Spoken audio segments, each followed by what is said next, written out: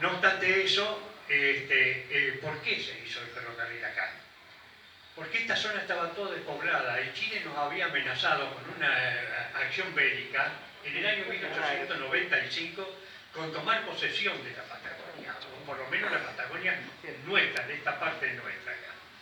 Y como no había gente acá en ese entonces, era muy probable que si no se tomaban acciones inmediatas, esto se iba a perder.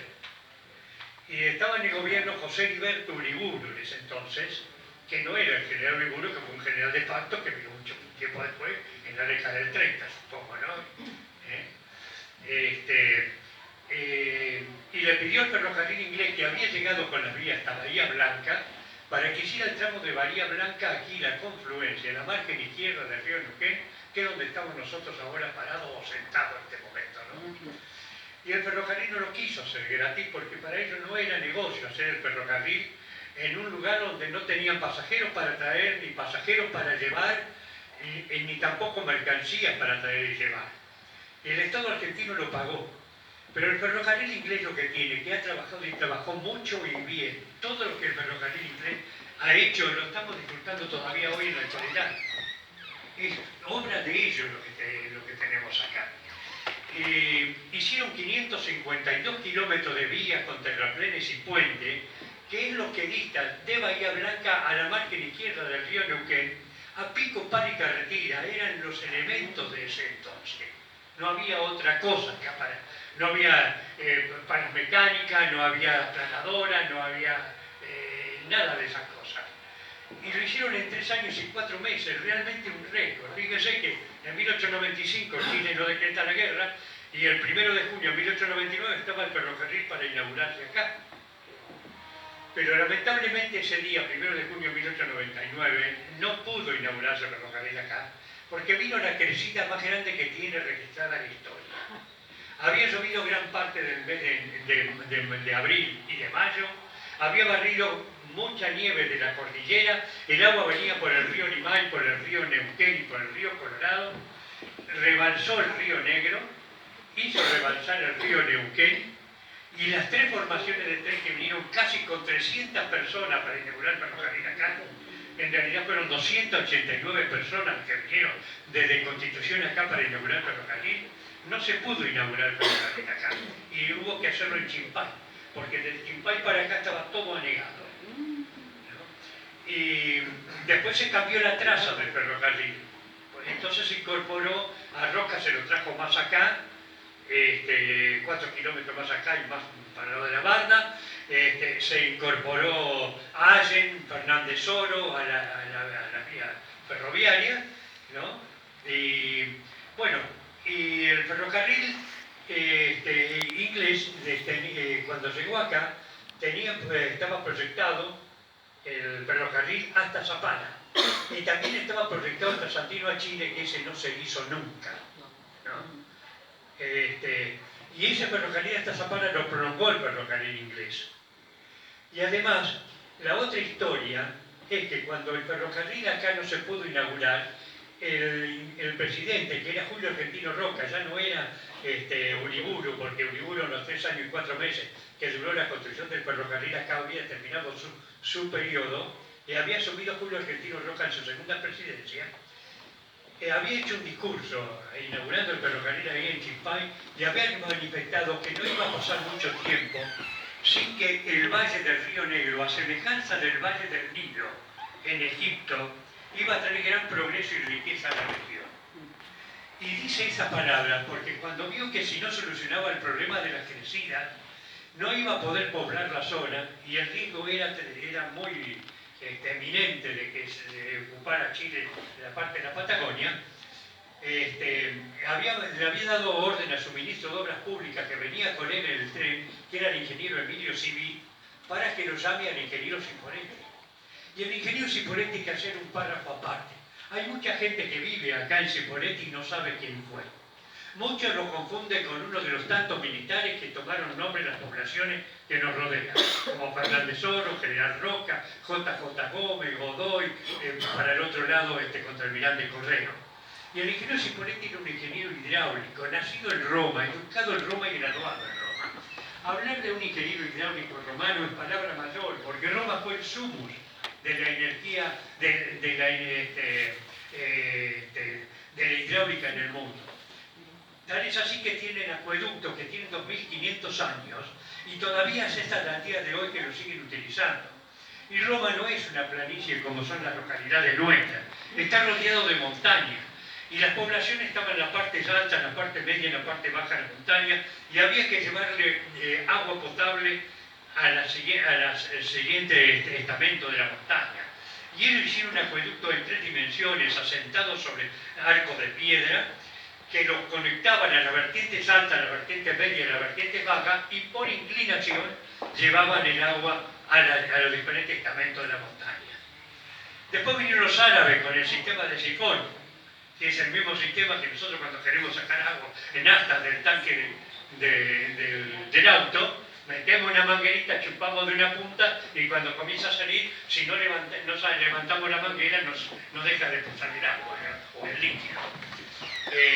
Pero eso vinieron los árabes 1000 años después de lo que hicieron los romanos. Y el ingeniero Cipoletti, cuando el presidente nombra las obras del Valle del Nilo, es porque el ingeniero Cipoletti, las grandes obras que hay ahí, las hizo él. Acá después en Francia, todo lo que hay sobre el río Sena es obra del ingeniero Cipoletti. En Italia, en Roma, sobre el río Tíber, también es obra de él. Y cuando al ingeniero Cipoletti lo llaman para que se ocupe de esto acá de nuestro, de acá del Río Negro, él estaba haciendo una obra muy importante en Milán, en Italia. Milán era una ciudad industrial mediterránea sin salida al mar. Y todo lo que Milán construía, fabricaba, lo tenía que sacar por vía terrestre, con carretas tiradas por bueyes, porque en ese entonces tampoco había el motor de explosión no se había inventado y los camiones no existían. Lo tenían que sacar al puerto de Génova para poder ahí distribuirlo por barco en el mundo y poder hacer llegar su producto. Y el ingeniero Cipoletti hizo un canal muy importante ahí en Milán, que atraviesa toda la ciudad de Milán, y es hasta el día de hoy que Milán, todo lo que saca, saca al exterior, lo saca por ese canal. Y acá en Argentina, el ingeniero Cipoletti hizo Mendoza, San Juan, Tucumán y después Río Negro. Fue ministro de Obras Públicas y de Hidráulicas en Mendoza, 4 años. Y cuando lo llaman a él, estaba haciendo ese canal para hacer esto de acá, de nuestro, del Río Negro, estaba haciendo ese canal allá en Milán. Y él deja a sus ayudantes, colaboradores, ingenieros hidráulicos también como él, e italianos todos, ahí en Milán, y él viene acá a la Argentina.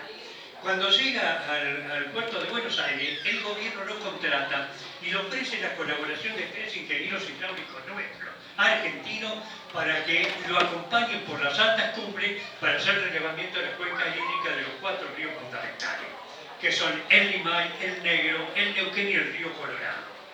El ingeniero Cipoletti, con sus 4 compañeros, con sus 3 compañeros, los 4, a lomo de burro, por la cordillera, que es la única manera de recorrer la cordillera, en 3 meses hizo el proyecto de los trabajos realizados. No solamente eso, calculó el costo que iba a asumir realizar esos trabajos. Y le entrega al gobierno el proyecto con los trabajos realizados. ¿Qué eran esos trabajos? ¿Qué incomprendía? El dique Ballester, el embalse del Pellegrini, los canales derivadores, y había proyectado el Chocón, que se inauguró en 1967 el Chocón. Pero en ese entonces no había en ninguna mente humana conciencia de un sistema eléctrico. Él no lo había proyectado como usina hidroeléctrica.